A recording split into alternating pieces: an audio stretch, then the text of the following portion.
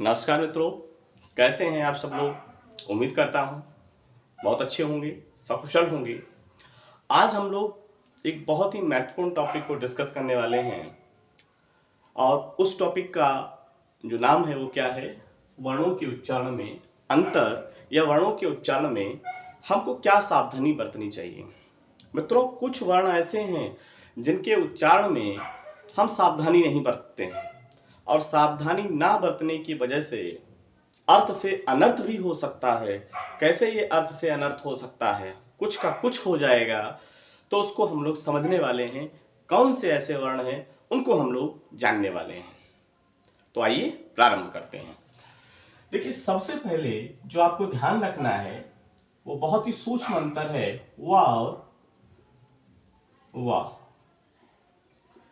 तो वाह और वाह की अगर हम लोग बात करें कि क्या अंतर है, तो उच्चारण के आधार पर अगर देखा जाए तो जो वाह है इसका उच्चारण क्या होता है, तो आपको पता होगा इसका उच्चारण होता है दंतोष्ठ है। क्या होता है? दंतोष्ठ है। ठीक है।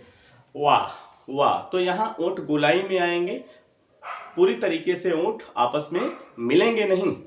जबकि ये जो बा है आपका, इसके उच्चारण में अगर आप देखें तो दोनों ओंठ परस्पर सट जाते हैं, इसलिए इसका उच्चारण सिर्फ और सिर्फ ओठों की सहायता से है। ये ओष्ठ्य है। ये तो बात हुई इनके उच्चारण स्थान की। हम लोग क्या काम करते हैं कि जब वाह और बा का प्रयोग करना होता है तो वहां पर हम लोग बहुत ही असावधानी रखते हैं, जिस वजह से कुछ का कुछ हो सकता है। कैसे कुछ का कुछ हो सकता है, आइए कुछ एग्जाम्पल्स को हम लोग समझते हैं जो ये स्पष्ट कर देंगे कि बा और वा के प्रयोग में हमको सावधानी रखनी ही चाहिए। क्या सावधानी और क्यों सावधानी हमको रखनी है, आइए कुछ एग्जाम्पल से हम लोग समझते हैं। देखिए, अगर हम लोग कहें वंशी, क्या वंशी, और इस वा की जगह पर अगर हम लिख देते हैं बंसी, तो हमने सावधानी नहीं रखी और हम लिखना चाह रहे थे वंशी वंशी और हमने लिख दिया बंसी। हमने उसका पेट चीर दिया, ये वाला बा जो है बना दिया। हमने कहा कि क्या फर्क पड़ने वाला है। मित्रों, अगर आपने इस वा की जगह पर ये वाला बा कर दिया या इस बा की जगह पर ये वाला वा कर दिया तो अर्थ में बहुत अंतर आ जाने वाला है। इस वंशी का मतलब क्या होता है? इस वंशी का मतलब होता है मुरली। क्या होता है? मुरली। वही जो कृष्ण बजाते थे, मुरली, जो उनके अधरों पर शोभायमान है, वही वंशी। और ये बंसी क्या है? तो ये बंसी है मछली पकड़ने का जो उपकरण है या कांटा है, मछली पकड़ने का, हम लिख सकते हैं मछली पकड़ने का एक यंत्र है, एक उपकरण है। आपने सुना भी होगा कि वो तो बंसी डाले बैठा है। बंसी डाले बैठा है यानी कि मछली पकड़ने का उपकरण लिए हुए बैठा है। तो अगर हम इस बंसी की जगह पर ये वाला बंसी बोलेंगे या लिखेंगे तो हमारा तात्पर्य होगा मुरली का, और हम कह रहे होंगे मछली पकड़ने का उपकरण, या मछली पकड़ने का उपकरण हम बताना चाह रहे होंगे और हम मुरली कह देंगे। तो दोनों ही पृथक चीजें हैं आपकी, है ना। इसी तरीके से कुछ और एग्जांपल्स जो है हम लोग देखते हैं। आइए, इसी तरीके से आप देखते हैं वह और आप देखते हैं वह। आप कहेंगे क्या फर्क है इसमें, पेट चीरे या ना चीरे क्या फर्क पड़ता है, लेकिन बहुत अंतर आ जाएगा। ये वह जो है हम जानते हैं क्या है, सर्वनाम है। क्या है? सर्वनाम है। किसी लड़के के स्थान पर प्रयुक्त होने वाला शब्द है आपका, मोहन के स्थान पर वह आएगा तो ये वही वाला सर्वनाम है। ठीक है। लेकिन ये वह एक क्रिया है। क्या है? ये वह क्या है? क्रिया है, जिसको हम लोग कहते हैं हवा बहती है तो बहना। ठीक है। तो ये वह एक क्रिया है। तो हमको सावधानी रखनी है वह और वह लिखने में, जल्दबाजी नहीं करनी है। इसी तरीके से मित्रों हम लोग देख सकते हैं कि अगर हम लोग क्या करते हैं, लिखते हैं वाद। क्या लिखते हैं? वाद। और हम लिखते हैं बाद। तो कहें कि वाद लिखें या बाद लिखें क्या फर्क पड़ता है, लेकिन बहुत अंतर आ जाएगा। कैसे? इस वाद का मतलब होता है मुकदमा। क्या होता है? मुकदमा।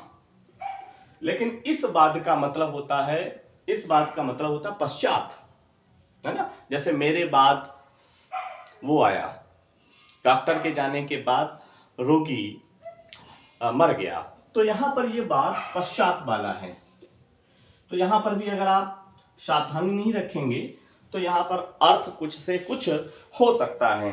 इसी तरीके से एक होता है आपका वहन, क्या होता है वहन, और एक होता है आपका बहन। क्या अंतर है आपका वहन और बहन में? तो इस वहन का मतलब होता है ले जाना, है ना। वहन का मतलब होता है ले जाना, उठाना भी हम लोग कह सकते हैं कि मेरा खर्चा वो वहन करता है, यानी कि उठाता है। इस वहन का मतलब ले जाना होता है, ठीक है। अच्छा, इस वहन का मतलब आप बहुत अच्छे से जानते हैं। तो अग्रजा या अनुजा जो होती है आपकी, यानी कि हमारी छोटी बहन या बड़ी बहन को हम लोग क्या बोलते हैं, बहन बोलते हैं, अग्रजा या अनुजा, ठीक है। तो ये बहन हो जाएगा। तो यहाँ पर आपने कुछ एग्जाम्पल्स के जरिए जरूर ये समझा होगा कि हम वा और बा के प्रयोग में सावधानी बरतें। वा इसमें ओठों को मिलाना नहीं है, अब बा इसमें ओठों को परस्पर सटाना है, इसलिए बहुत सावधानी हमको रखनी है। व्याकरण की दृष्टि से अगर देखा जाए तो बहुत अर्थगत अंतर पैदा हो जाता है, इसलिए इसके उपयोग में आपको सावधानी बरतनी है। इसी तरीके से हम लोग बात करते हैं कुछ और एग्जाम्पल्स की, कुछ और वर्णों की हम लोग बात कर लेते हैं जिसमें हमको सावधानी बरतनी है।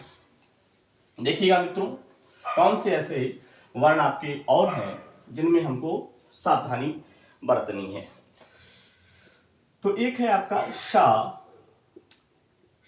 सा और स। तो इसमें भी हम लोग सावधानी नहीं बरतते हैं। बोलने के लिहाज से अगर देखा जाए तो बहुत से लोग जो है शा को सा बोलते हैं, सा को शा बोलते हैं, और उन्हें लगता है कि कुछ का कुछ भी बोलेंगे तो कोई फर्क जो है वो नहीं पड़ेगा, और कुछ भी लिखेंगे तब भी कोई फर्क नहीं पड़ेगा। लेकिन बहुत जो है अंतर पैदा हो जाता है, उसको हम लोग समझने वाले हैं। तो ये जो शा है आपका, ये शा किस प्रकार का शा है आपका? ये शा तालव्य शा है, यानी कि तालु से उच्चरित होता है। ये जो शा है ये मूर्धा शा है आपका। कैसा शा है? मूर्धा शा है। और ये शा जो है आपका दंत शा है आपका, ठीक है। तो ये उच्चारण के आधार पर अंतर है आपका, ठीक है। सा, इस सा को बोलने के लिए आप क्या काम कीजिए, ये सा अगर आपको बोलना है तो इसके उच्चारण के लिए आपको कुछ नहीं करने की जरूरत है।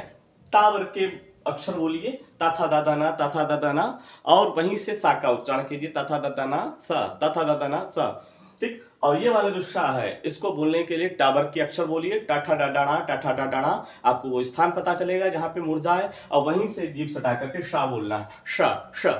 और ये आपका जो है तालव्य शा है, इसको बोलने के लिए चावर के जो वर्ण है उनको बोलिए चाचा जाजा, चाचा जाजा, चाचा जाजा, शा शा शा। तो ये तालव्य शा हो गया।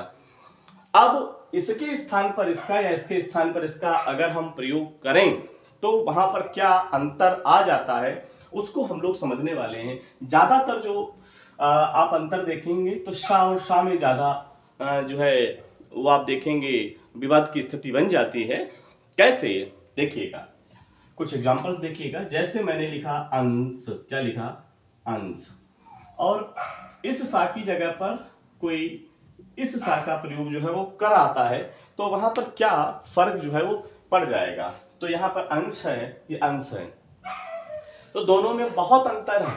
इस सा की जगह अगर आप ये सा जो है वो लिखेंगे या बोलेंगे तो वहां पर क्या अंतर आएगा? इस अंश का मतलब होता है भाग, हिस्सा, तो इस अंश का मतलब होगा फ्रैक्शन, जिसको आप बोलते हैं भाग। और ये अंश जो है वो कंधे के लिए आता है। ये अंश क्या है आपका? कंधे को अंश कहा जाता है, शोल्डर आपका, तो कंधा, ठीक। तो आपने देखा एक अंश भाग है और एक अंश का मतलब क्या होता है? कंधा होता है। इसी तरीके से आप देखते हैं, आपने लिखा स्वजन, क्या लिखा? स्वजन, और आपने इसी तरीके से क्या लिखा? स्वजन लिख दिया। क्या फर्क जो है वो इसमें आ जाएगा कि इस शा की जगह ये शा लिख दें तो बहुत से लोगों को लगता होगा कि कोई फर्क नहीं पड़ने वाला, कोई भी शा बनाइए, है ना, हमारा खुद का शासन है, कुछ भी करे, कोई भी शा बनाए। लेकिन नहीं, अगर ये शा अलग अलग हैं तो इनका प्रयोग भी क्या है? अलग अलग है। इस स्वजन का मतलब और इस स्वजन के मतलब में क्या होता है, बहुत अंतर होता है। इस स्वजन की बात करें तो आप इससे बहुत परिचित होंगे। ये स्वजन होता है अपने लोग जो होते हैं, अपने जो रिश्तेदार होते हैं, अपने भाई बांधव जो होते हैं, है ना। तो अपने बंधु के लिए कह दीजिए, ठीक है, अपने रिश्तेदारों के लिए कह दीजिए, अपने लोग जो हैं, अपने लोगों के लिए आप क्या करेंगे, इस स्वजन का प्रयोग करेंगे, स्वजन अपने लोग, ठीक है। लेकिन ये स्वजन आप कहेंगे जल्दी जल्दी में ईशा की जगह ये शाह बन गया, तो बहुत अंतर आ जाएगा। आप कहना चाह रहे होंगे अपने लोग, और अर्थ यहां पर क्या हो जाएगा, देखिएगा, इस स्वजन का मतलब होता है कुत्ता। क्या हो जाएगा, कुत्ता। आप कहना चाह रहे होंगे बंधु, और अगर आपने ईशा की जगह ये शाह हो गया तो वो अर्थगत दृष्टि से कुत्ता हो जाएगा, ठीक है। तो आप सावधानी रखिए इसमें। इसी तरीके से आप देखते हैं कि आप लिखते हैं शंकर, क्या लिखते हैं, शंकर, और इसी तरीके से ईशा की जगह शंकर लिखते हैं, शंकर शंकर शंकर शंकर शंकर शंकर। तो इस शाह की जगह ये वाला शाह अगर बन जाता है, या इस शाह की जगह ये वाला शाह बन जाता है, तो क्या अंतर जो है वो आ जाएगा। तो ये शंकर, इससे आप परिचित ही हैं। शम धन कल, जो कल्याण को करने वाले हैं, शम का मतलब कल्याण, जो कल्याण को करने वाले हैं वही शंकर हैं, यानी कि ये तो है महादेव। क्या है, महादेव।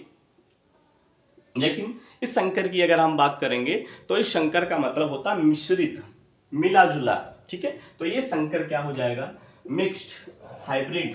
तो ये आपका हो जाएगा मिश्रित, ठीक है। तो यहाँ पर इस शंकर के प्रयोग में हमको बहुत सावधानी बरतनी है। एक और आप देख लीजिएगा, ऐसे ही आप देखते हैं शकल, और एक होता है सकल, सकल और शकल, शकल और सकल। तो शकल माने क्या होता है और शकल माने क्या होता है। इस शकल का मतलब होता है कोई खंड, है ना। इस शकल का मतलब होता है कोई खंड, कोई पार्ट हम लोग कह सकते हैं, कोई खंड। लेकिन ये सकल जो है, इस सकल का मतलब क्या होता है, पूरा। सकल पदार्थ हैं जग माही, है। तो तुलसीदास का जब लिखते हैं तो कौन सा शकल लिखेंगे, ये वाला, सकल पदार्थ हैं जगमाही, कर्महीन नर पावत नाही। तो ये वाला शकल, जिसका मतलब होता है पूरा। तो मित्रों, इस प्रकार आप कुछ वर्णों के उच्चारण में और उनके लिखने में सावधानी जरूर बरतिए। अगर सावधानी आप नहीं बरतते हैं तो आपको देखिए अर्थ से अनर्थ का सामना करना पड़ जाएगा। तो इसलिए इनके प्रयोग में आप सावधानी को जरूर रखिए। आज की कक्षा में बस इतना ही। कैसी लगी आज की कक्षा आपको, कमेंट करके और लाइक करके जरूर बताइएगा, और चैनल को ज़्यादा से ज़्यादा लोगों तक पहुंचाने में मदद कीजिएगा। आज की कक्षा में बस इतना ही। धन्यवाद।